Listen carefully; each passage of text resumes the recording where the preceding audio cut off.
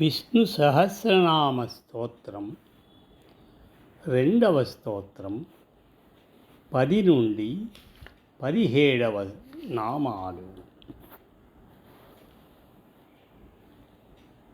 భూతాత్మా పరమాత్మా చ ముక్తానాం పరమాంగది అవ్యయ పురుష సాక్షి క్షేత్రజ్ఞోక్షర ఏవ చ.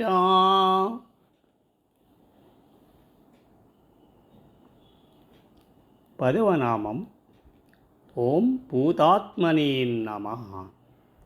జీవునవలే మాలిన్యాది గుణములు లేని పవిత్రమైన ఆత్మస్వరూపునకు ప్రణతి. 11వ నామం ఓం పరమాత్మనే నమః. సర్వమునకు ఆత్మయే తనకు వేరొక ఆత్మ లేని దేవదేవునకు నమోవాకము.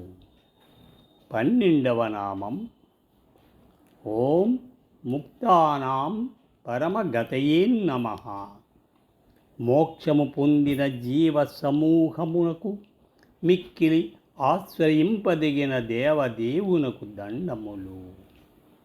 13వ నామము ఓం అవ్యయాయ నమః.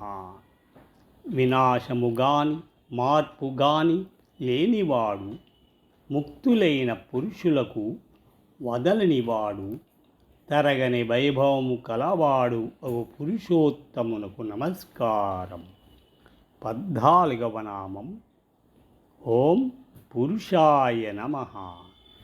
ముక్తులైన పురుషులకు మిక్కిలి ఆనందమిచ్చువాడు, సమస్తము జన్మించుటకు పూర్వమే ఉన్నవాడు అగు భగవంతునకు ప్రణామము.